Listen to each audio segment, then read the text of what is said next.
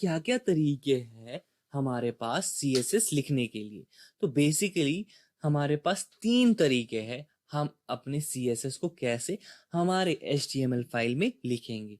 तो अगर अगेन मैंने आपको बोला था कि थोड़ा सा प्रीरिक्विजिट है इस कोर्स का कि आपको थोड़ी बहुत एचटीएमएल आनी चाहिए, ठीक है। फिर भी मैं इस कोर्स में थोड़ा बहुत उसका आउटलाइन दे दूंगा कि क्या क्या चीज़ें कहाँ पे लिखी जाती है और कैसे हम ज़्यादा डिटेल में नहीं, एलिमेंट्स क्या होता है, टैग्स क्या होता है, उनका थोड़ा ब्रीफ आपको दे दूंगा, ठीक है। अब कौन कौन से तीन तरीके होते हैं, इनलाइन सीएसएस, इंटरनल सीएसएस और एक्सटर्नल सीएसएस, ठीक है। तो इसकी जो प्रायोरिटी है कि कौन सा सीएसएस किसके ऊपर हावी हो जाता है, तो वो है कि इनलाइन सीएसएस की हाईएस्ट प्रायोरिटी है, ठीक है। उसके बाद इंटरनल की, उसके बाद एक्सटर्नल की है। मगर सबसे जो बेस्ट प्रैक्टिस है वो एक्सटर्नल सीएसएस है। क्यों? क्योंकि हम सेपरेशन ऑफ कंसर्न्स कर रहे हैं, यानी कि हम अपना एचटीएमएल फाइल में सिर्फ एचटीएमएल कोड लिखेंगे, सिर्फ उसमें स्ट्रक्चर्स डिफाइन होंगे, हमारे सीएसएस फाइल में सिर्फ और सिर्फ स्टाइलिंग इंप्लीमेंट होगी, ठीक है। तो पहले तो हम देखते हैं कि इनलाइन सीएसएस कैसे हम इंप्लीमेंट करते हैं, ठीक। अब जब हमारे पास सीएसएस नहीं हुआ करता था, यानी कि हमारे पास सीएसएस 1994 में आया, 1996 में वो पब्लिश हो गया, ठीक है। तो उसके से पहले हम कैसे स्टाइल्स लगाते थे, तो वो सिर्फ और सिर्फ इनलाइन सीएसएस के तरीके से लगाते थे। ये मगर एफिशिएंट वे नहीं है, क्योंकि इसमें ज़्यादा से ज़्यादा बहुत ही ज़्यादा रिडंडेंसी होती है। ये सेल्फ कंटेन्ड है कि यानी कि जितना आपने इसमें लिखा तो इतना ही आपको मिलेगा, ठीक है। विद इन द ब्लॉक उतना ही आपको उसी एलिमेंट पे, उसी टैग पे आपको चेंजेस मिलेंगी, ठीक है। ये यूनिकली अप्लाई करना पड़ता है हर एक एलिमेंट पे। अब एलिमेंट क्या है, मैं आपको जब ये दिखाऊंगा, डेमो पार्ट दिखाऊंगा, मैं तब आपको ये चीज़ थोड़ा बहुत एक्सप्लेन करूंगा कि एलिमेंट होता क्या है, ठीक है, और टैग्स क्या होते हैं। तो इसमें जो है idea of separation of concern was lost. अगर आपको पता होगी कि मैंने बोला कि स्टाइलिंग हम अलग शीट में करेंगे और एचटीएमएल का स्ट्रक्चर अलग चीज में डिफाइन करेंगे, लेकिन हम यहाँ पे तो इनलाइन सीएसएस अप्लाई कर रहे हैं, तो फिर उसी लाइन में हम अप्लाई कर रहे हैं, हमारे एचटीएमएल फाइल में ही हम अप्लाई कर रहे हैं। तो it doesn't make any sense. तो जो हमारा idea of separation of concern था वो लॉस्ट हो रहा था, क्योंकि हम अपनी स्टाइलिंग एक ही चीज में अप्लाई कर रहे थे, यानी कि सेम एचटीएमएल फाइल में अपनी स्टाइलिंग भी अप्लाई करते थे। तो जैसे कि आप एग्जाम्पल देख रहे हैं, हेडिंग 3 लिखी हुई है, हेडिंग टैग है हमारे पास, तो इसमें स्टाइल मैंने लगाया जो कि ग्लोबल एट्रीब्यूट है, तो जिसमें मैंने कलर जो है प्रॉपर्टी है और उसकी वैल्यू क्या है, रेड है। तो ये एक इनलाइन सीएसएस जो है, जैसे हम इनलाइन सीएसएस अप्लाई कर रहे हैं, ये एक तरीका है, ठीक है। और जैसे कि उसके बाद हमारा कंटेंट क्या है, हैव अ ग्रेट डे। तो ये सारी चीज़ें हम हेडिंग टैग 3 में लिख सकते हैं और ऐसे हम अपना इनलाइन सीएसएस लगा सकते हैं। अब जैसे कि मैंने लिखा था कि इसमें बहुत ही ज़्यादा रिडंडेंसी होती है, तो कैसे रिडंडेंसी होती है, लेट्स सपोज कि आपको ये सेम स्टाइल किस पे लगाना है, पैराग्राफ टैग पे भी लगाना है, तो आपको फिर से यही चीज़ लिखनी पड़ेगी, स्टाइल इक्वल टू फिर प्रॉपर्टी का नाम, फिर प्रॉपर्टी की वैल्यू, ठीक है। तो बेसिकली आपको फिर से रिपीट करना पड़ेगा। अब यहाँ पे तो चलो ठीक है, आपको दिख रहा है कि दो ही है, तो दो से क्या होता है, फॉर एग्जाम्पल आपको यही चीज़ 100 एलिमेंट्स पे अप्लाई करनी है, तो आप क्या 100 बार ये चीज़ लिखेंगे। ये एक नई तरीका है, यानी कि एक, जब आपको लेमैन्स टर्म में अगर आपको स्टाइलिंग का कुछ नहीं इन्फॉर्मेशन होगा या कुछ भी आपको कोई भी आइडिया नहीं होगा स्टाइलिंग कैसे अप्लाई करते हैं, तो आप उस टाइम पे इनलाइन सीएसएस लगा सकते हैं, ठीक है। तो ये लेमैन्स टर्म में आप ऐसे ही स्टाइलिंग लगा सकते हैं बार बार लिख के, मगर ये एक अच्छा तरीका नहीं है। पहली बात तो सेपरेशन ऑफ कंसर्न्स मेंटेन नहीं होता है, और दूसरी बात इसमें बहुत ही ज़्यादा रिडंडेंसी आती है, ये एक एफिशिएंट तरीका नहीं है। अब हम डेमो पार्ट में जाते हैं। हम पहले अपना सबलाइम ओपन करेंगे, ठीक है। और पहली तो हम इस फाइल को सेव करेंगे HTML से, .html, ठीक है। और हम इसको डेस्कटॉप पे ही डालेंगे, ठीक है। अब इसका नाम हम क्या देंगे, फर्स्ट .html, ठीक है। अब हम इसको HTML लिखेंगे पहले। मैं इसको थोड़ा मैक्सिमाइज कर देता हूँ, ठीक है। अब जैसे ही मैंने HTML लिखा और मैंने टैब प्रेस किया, तो देखिए ऑटो रिटन कोड आ गया, ऑटो कंप्लीशन आ गई। जो ये प्री रिटन स्केलेटन होता है किसी भी हर एक HTML फाइल, जितनी भी आपको वेबसाइट्स पे मिलेंगी, जितनी भी आपको इंटरनेट पे मिलेंगी, उनमें ये स्ट्रक्चर फॉलो होगा ही होगा। यानी कि उसमें एक HTML टैग होगा जिसमें एक हेड जो फॉलो करेगा, जिसके अंदर एक हेड टैग होगा जिसको जो फॉलो करेगा एक बॉडी टैग को, तो ये फॉर्मेट होता ही होता है, ठीक है। ये परमिटेड कंटेंट होता है इस HTML टैग के अंदर, क्या, एक head tag followed by body tag, ठीक है। तो ये डॉक टाइप HTML क्या रिप्रेजेंट करता है कि आपका कौन सा HTML वर्जन यूज हो रहा है। तो ये HTML क्या है, ये HTML टैग है, ये रूट एलिमेंट होता है, इसी के अंदर सारा डेटा आपका आएगा। तो इस हेड टैग के अंदर आपका टाइटल टैग आ गया जो कि आपके टैब सेक्शन पे दिखेगा, और जितनी भी लिंक्स अवेलेबल है, जब भी आप कोई चीज़ सर्च कर रहे हो गूगल पे, जो भी आपके पास लिंक्स आती है ना उस टाइम पे, वो लिंक्स किसके थ्रू आती है, किसकी हेल्प से आती है, टाइटल टैग की हेल्प से, ठीक है। तो ये हो गया आपका हेड टैग। और जितने भी आपकी इन्फॉर्मेशन है, जैसे मेटा इन्फॉर्मेशन यानी मेटा डेटा यानी कि information about this document, author कौन है, कितनी स्क्रिप्ट्स है, क्या CSS फाइल्स अप्लाई लिंक की हुई है, क्या क्या स्क्रिप्ट्स लिंक की हो, वो सारे आपके हेड टैग में आएंगी। और जितनी भी चीज़ें आपने इस हेड टैग में डाली है वो कभी भी रेंडर नहीं होंगी आपके वेबसाइट पे, और जितनी भी चीज़ें आप बॉडी टैग में डालेंगे वो सारी आपके रेंडर हो जाएंगी कहाँ पे, आपके वेब ब्राउज़र पे। तो अब हम बात कर रहे थे कि ये तो हो गया स्ट्रक्चर आपका HTML का। अब हम बात कर रहे थे कि एलिमेंट्स और टैग्स। तो बेसिकली ये टैग्स होते हैं, बॉडी टैग, ये एक टैग है जो कि हमेशा स्टार्ट होगा within these less than sign और ग्रेटर देन साइन के बीच में। जब भी ऐसा कोई फॉर्मेट होगा तो ये इसका स्टार्ट टैग है, ये एंड टैग है, ठीक है। ये एंड टैग हो गया, यहाँ पे बॉडी टैग खत्म हो गया। तो ऐसे ही करके ये टैग्स होते हैं। अब एलिमेंट्स क्या होते हैं कि एलिमेंट्स होते हैं जैसे कि ये फॉर एग्जांपल मैंने पी टैग लिखा हुआ है, ठीक है, और पी टैग के अंदर मैंने कुछ कंटेंट डाला हुआ है, ठीक है। ठीक है, ये मैंने कंटेंट डाला हुआ है पी टैग के अंदर, ठीक।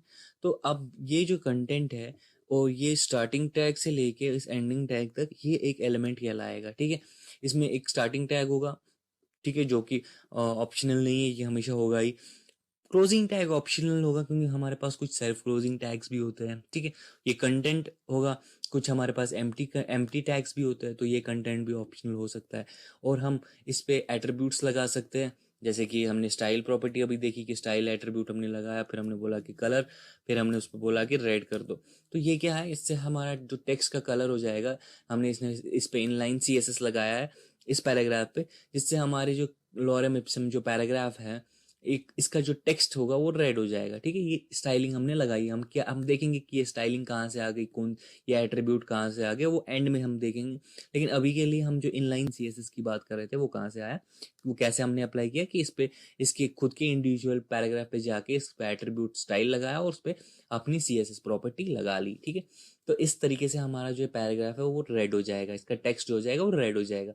तो ये जो तरीका है, ये जो हमारे पास ये पैराग्राफ टैग आया, तो ये एक कंप्लीट एक एलिमेंट है। क्या क्या इसमें है, एक स्टार्टिंग टैग, एट्रीब्यूट्स जो कि ऑप्शनल हो सकते हैं, स्टार्टिंग टैग हमेशा होगा, एट्रीब्यूट्स जो हमने लगाया, जो भी हमने प्रॉपर्टीज लगाई, तो ये ऑप्शनल हो सकती है। कंटेंट ऑप्शनल हो सकता है, इसमें कंटेंट भी आएगा, और इसमें क्लोजिंग टैग आ गया। तो ये एक पूरा का पूरा एक चीज जो हमने हाईलाइट कर रखा है, जो मैं मैक्सिमाइज कर रहा हूँ थोड़ा सा। तो ये जो पूरा हाईलाइट मैंने कर रखा है ये आपका एक एलिमेंट होता है, ठीक है। हो गई बात ये। अब ऐसे हमने इनलाइन CSS लगा लिया है इस पे। अब फॉर एग्जांपल अब आपके पास दूसरा कोई पैराग्राफ है या कोई भी टैग है दूसरा, लेट्स सपोज दूसरा पैराग्राफ टैग ही लेते हैं और उसमें मैंने कुछ लिख दिया हाय या हेलो वर्ल्ड, ठीक है। सो मैंने हेलो वर्ल्ड लिख दिया। अब मुझे सेम स्टाइलिंग अप्लाई करनी है इस पे भी। कोई भी तरीका मेरे पास है नहीं अभी के लिए, तो अभी हमारे पास CSS है ही नहीं, हमारे पास यही एक तरीका है। तो हम क्या करते थे, इसको कॉपी कर दिया मैंने, फिर से यहाँ पे पेस्ट कर दिया, ठीक है। ठीक है, ये सेम चीज़ मैंने फिर से रिपीट कर दी, तो रिडंडेंसी तो आपको दिख ही रही है। तो फिर से एक और टैग है, सपोज फिर से पैराग्राफ टैग है, और फिर से मुझे सेम स्टाइलिंग अप्लाई करनी है किस पे, बाय वर्ल्ड पे, ठीक है। अब मुझे सेम स्टाइलिंग अप्लाई करनी है तो फिर से मुझे क्या करना पड़ेगा, पेस्ट करना पड़ेगा। तो मैंने इसको सेव की और मैं डेस्कटॉप पे जाके इसको रन करूँगा, तो मैं देखूंगा कि जितने भी मेरी सारी ये जो है मेरी जितनी भी सारी जितने भी 3 पैराग्राफ्स हैं मेरे, इनका जो कंटेंट होगा वो रेड होगा, इसका टेक्स्ट रेड होगा, ठीक है। ये हमारे पास ये फाइल आ गई। तो अब आप देखिए कि यहाँ पे जो मेरे पास आ रहा है, यहाँ पे टैब सेक्शन में first.html आ रहा है, ठीक है। तो अगर मुझे इसको चेंज करना है तो मुझे लिखना है कुछ CSS टाइप का, तो मैं लिख सकता हूँ कि CSS पे लिख सकता हूँ। तो ये सेव करूँगा मैं, तो ये जो टाइटल चेंज हो जाएगा किस पे, CSS के ऊपर। अभी तक ये क्या था, first.html, अभी हो जाएगा CSS, ठीक है। तो ये हो गया आपका टाइटल टैग, ठीक है। अब हमने इनलाइन CSS देख लिया। अब हम बात करेंगे इंटरनल CSS की। तो इंटरनल CSS हमें किसकी हेल्प से हम प्रोवाइड कर सकते हैं, किसकी हेल्प से हम अप्लाई कर सकते हैं अपने HTML फाइल पे, with the help of style tag. तो हम स्टाइल टैग की हेल्प से अपने HTML फाइल में ये CSS अप्लाई कर सकते हैं। अब इसमें रिडंडेंसी कुछ हद तक तो रिमूव हो गई है, लेकिन अभी भी हम आइडिया जो है सेपरेशन ऑफ कंसर्न का, वो अभी भी लॉस्ट है। क्यों लॉस्ट है, क्योंकि अभी भी हम उसी सेम HTML फाइल में अपने CSS लगा रहे हैं। तो अब आप बोल रहे होगे कि रिडंडेंसी रिमूव हुई है, तो फिर हम इसको स्किप कर सकते हैं, मगर रिडंडेंसी जो रिमूव हुई है वो कुछ हद तक रिमूव हुई है। जैसे कि फॉर एग्जांपल अगर आपके पास डिफरेंट HTML फाइल है, ठीक है, और आप सेम स्टाइलिंग लगाना चाहते हैं जो आपने यूनिकली लगाई थी एक HTML पेज पे, तो इसकी जो स्टाइलिंग है ना, वो जो लग रही है वो यूनिकली एक सिंगल डॉक्यूमेंट पे लग रही है, ठीक है। आप वो डिफरेंट डॉक्यूमेंट पे नहीं लगा सकते, तो आपको फिर से वही चीज रिपीट करनी पड़ेगी। तो इसीलिए इसका मतलब क्या होता है कि रिडंडेंसी जो हुई है रिमूव, कुछ हद तक रिमूव हुई है, ठीक है, पूरी तरह कंप्लीटली रिमूव नहीं हुई है। तो अब इस चीज को ध्यान में रखते हुए हमने कुछ हद तक तो रिडंडेंसी हटाई, लेकिन कंप्लीटली हटा नहीं पाए। तो हमने uniquely as as compare to previous जो हमने इनलाइन CSS लगाया था, इंटरनल CSS उससे थोड़ा सा बेहतर है, ठीक है। अब हमने स्टाइल टैग पे लगाया और उसके बाद हमने सिलेक्ट किया कोई भी एलिमेंट, और उसके बाद उस सिलेक्टर पे उस एलिमेंट को सिलेक्ट करके उसकी प्रॉपर्टीज को चेंज कर दिया, ठीक है। अब जो हमारे पास ये स्टाइलिंग जो तरीका आया, ये as compare to inline CSS बेहतर है। तो अगर आप देख सकते हैं कैसे लगाते हैं, हमने स्टाइल टैग लगा लिया, इसका क्लोजिंग टैग भी है स्टाइल टैग का। और उसके बाद हमने सेलेक्ट किया एक एलिमेंट H1, और उस पर हमने कलर प्रॉपर्टी चेंज की और उसकी वैल्यू जो है वो रेड दे दी। अगेन ये जो कलर है ये टेक्स्ट कलर चेंज कर देता है किसी भी एलिमेंट के कंटेंट का। अब इसकी डेमो पार्ट देखते हैं। तो अब हम इसका डेमो देखते हैं। तो हमारे पास ये जो इनलाइन CSS हमने पहले ही लगाया हुआ, अब हम इस पे हम इंटरनल CSS लगाते हैं, ठीक है। अब एक पैराग्राफ टैग उठा देते हैं पहले, ठीक है, एक और पैराग्राफ टैग बनाते हैं, ठीक है, लॉरेम। ये अगर आपके पास कोई टेक्स्ट नहीं लिखने के लिए ना, तो आप लॉरेम लिख सकते हैं सब कुछ स्मॉल में, और टैब प्रेस करेंगे तो प्री रिटन कंटेंट आएगा। ये थोड़ा बहुत बेहतर है किससे, अगर आप कुछ ऐसा लिख रहे हैं जैसे आपने PIP टैग लगाया और कुछ ऐसे लगाया, तो इससे अच्छा है कि आप कुछ भी वर्ड्स, ये जिब्रिश वर्ड्स हैं, इनका कोई मीनिंग नहीं है, बस ये है कि प्री रिटन कंटेंट आपके पास मिल जाता है, ठीक है। तो ये भी ये सबलाइम की प्रॉपर्टी है, ठीक है। सबलाइम की जो एडिटर मैंने यूज़ कर रहा हूँ उसकी कुछ एट्रीब्यूट्स की हेल्प से हमारे पास ये मिलता है, ठीक है। तो अब मैंने इस पे लगाना है क्या, स्टाइलिंग। तो मैं गया यहाँ पे और मैंने इस पे स्टाइल टैग लगाया, ठीक है, स्टाइल टैग लगाया मैंने। और अब स्टाइल टैग में मैंने क्या काम किया, मैंने H1 को सिलेक्ट किया। अभी तो मैं पी टैग में हूँ, तो पी टैग को मैंने सिलेक्ट किया और उसकी कलर प्रॉपर्टी जो है मैंने वो ग्रीन कर दी, ठीक है, यानी कि उसका कंटेंट मैंने चेंज कर दिया। अब आप देखेंगे थोड़ी सी चीज़ें। अब मैं जब इसको रन करूंगा तो आप देखिए कि कुछ कंटेंट पे पैराग्राफ, तो जब मैंने पैराग्राफ कुछ सिलेक्ट किया तो सारे पैराग्राफ सिलेक्ट होने चाहिए, ना कि ये इंडिविजुअल पैराग्राफ। खाली लास्ट वाले पैराग्राफ में जिसमें कोई भी इंटरनल CSS नहीं लगा हुआ था वो ग्रीन कंटेंट दे रहा है, बाकी सब रेड कंटेंट दे रहा है। अब ऐसा क्यों हो गया? अब इसी चीज को मैं बोलता हूँ फॉलिंग ऑफ स्टाइल्स, ठीक है। तो कि इंटरनल CSS की जो ये प्रायोरिटी है as compare to inline CSS वो कम है। इनलाइन CSS की प्रायोरिटी ज्यादा है as compare to internal CSS, और इंटरनल की CSS की प्रायोरिटी ज्यादा है एज कम्पेयर टू एक्सटर्नल। तो इस पैराग्राफ पे पहले तो मैंने क्या लगाया था, इनलाइन CSS, और उसके बाद मैंने क्या लगाया, इंटरनल CSS।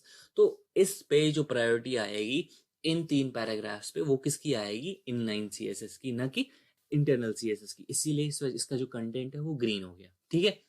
ये रीजन है कि इसका कंटेंट ग्रीन हो गया। देखिए इनलाइन CSS पे ये था, ये इनलाइन CSS लगाया था, इसीलिए फिर हमने ये जो इनलाइन CSS इस पे भी लगा था, इस पैराग्राफ पे भी इनलाइन CSS लगाया, इस पैराग्राफ पे भी इनलाइन CSS लगा, और फिर फाइनली जो है, जो कि हमारे पास जो फोर्थ पैराग्राफ था उस पर हमने लगाया इंटरनल CSS, और उसकी वजह से हमारा कंटेंट जो था पैराग्राफ का ग्रीन हो गया, ठीक है।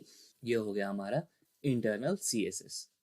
अब बात करेंगे हमारे पास जो बेस्ट तरीका है जिससे हम एक्सटर्नल CSS, जो हमारे पास जो बेस्ट तरीका है इस पे हम सेपरेशन ऑफ कंसर्न को पूरी तरह मेंटेन करते हैं, रिडंडेंसी कंप्लीटली रिमूव हो जाती है। अगर हम इंटरनल CSS की बात करें तो थोड़ी बहुत रिडंडेंसी रह जाती है, क्योंकि अगर डिफरेंट डॉक्यूमेंट है तो फिर से हमें वो स्टाइल टैग के अंदर सारी चीज़ें रिपीट करनी पड़ेंगी, ठीक है, डिफरेंट HTML एलिमेंट के लिए। बट राइट नाउ अगर हम एक्सटर्नल CSS की बात करें तो ये हमारे पास बेस्ट तरीका है। और इसको हम कैसे अप्लाई करेंगे? With the help of link tag, न कि स्टाइल टैग। स्टाइल टैग की जब भी हम बात करेंगे तो इंटरनल CSS लगा रहे हैं, ठीक है। और इनलाइन की बात करें तो हम कुछ भी लगा सकते हैं, जो भी हम एक पैराग्राफ टैग के अंदर ही एट्रीब्यूट के तौर पे जैसे स्टाइलिंग करें वो हम लगा सकते हैं इनलाइन CSS में। अब इसमें जो है जैसे ही हम लिंक देंगे तो उसमें हमें href करके रेफरेंस देनी पड़ेगी उस CSS फाइल की, जिसका एक्सटेंशन ऑब्वियसली .css होगा। तो उसकी हमें रेफरेंस देनी पड़ेगी, हाइपरलिंक वो जो एच रेफरेंस देनी पड़ेगी href टैग href एट्रीब्यूट के अंदर, ठीक है।